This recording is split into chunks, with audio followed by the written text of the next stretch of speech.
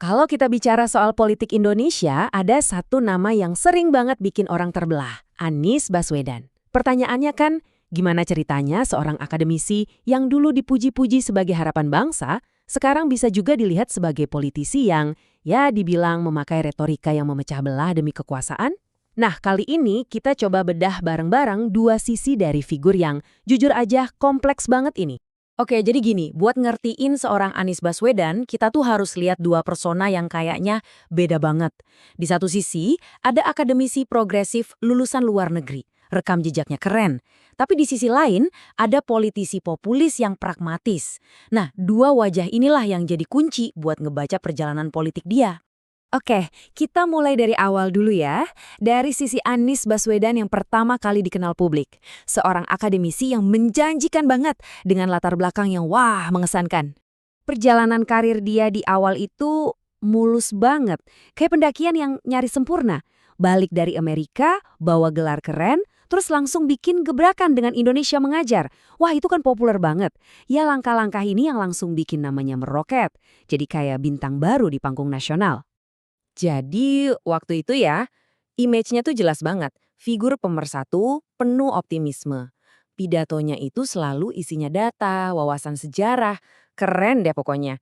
Nggak heran, banyak banget yang ngeliat dia sebagai calon pemimpin masa depan. Orang yang bisa bawa angin seger gitu loh ke politik kita. Nah, tapi semua citra itu mulai berubah drastis. Momennya, Pilgub Jakarta 2017. Banyak pengamat bilang, inilah watershed momennya, titik baliknya. Momen yang seolah-olah ngebelah karir politik dia jadi dua babak yang beda banget. Coba deh, sebelum Pilgub 2017, Anies itu kan terkenal banget sama gagasan tenun kebangsaan. Intinya, dia selalu bilang kalau kepercayaan dan persatuan itu fondasi bangsa kita. Ironisnya, ya justru gagasan inilah yang nanti bakal dipertanyakan banyak orang. Dan pergeseran itu kelihatan jelas banget di sini. Setelah menang pilkada dengan dukungan kelompok-kelompok garis keras, di pidato pelantikannya keluar kata pribumi. Kita semua tahu kan, kata ini tuh syarat muatan sejarah dan bisa banget memecah belah. Nggak aneh, langkah ini bikin kaget, terutama buat pendukung-pendukung awal dia. Jadi jelas ya, ini tuh perubahan haluan. Banyak yang menuduh dia menukar prinsip multikulturalismenya demi kemenangan politik. Sebuah pertaruhan yang, ya mau nggak mau, secara fundamental mengubah citra dia di mata publik. Konsep tenun kebangsaan yang dulu dia usung jadi terasa rusak. Nah, dari pergeseran dramatis inilah lahir dua pandangan yang totally berbeda tentang Anies. Bukan cuma di publik, tapi juga di kalangan pengamat yang mencoba memahami dia sebagai seorang politisi. Para pendukungnya punya satu kata buat ngejelasin ini semua. Luwes. Tahu kan artinya? Fleksibel, gampang beradaptasi.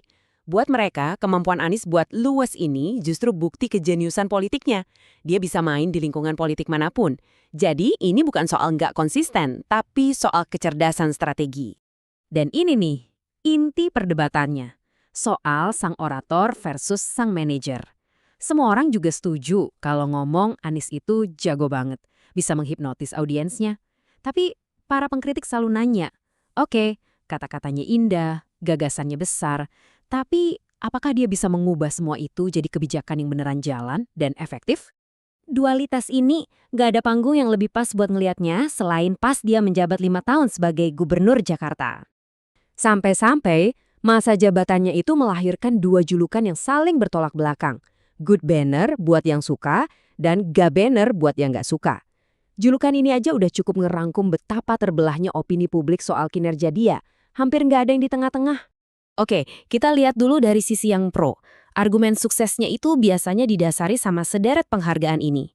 Pendukungnya bakal nunjukin, nih, lihat, ada penghargaan transportasi level global, ada WTP dari BPK berturut-turut. Buat mereka, ini bukti nyata kalau Anies berhasil pimpin Jakarta. Tapi di sisi lain, ada juga yang ngeluarin rapor merah.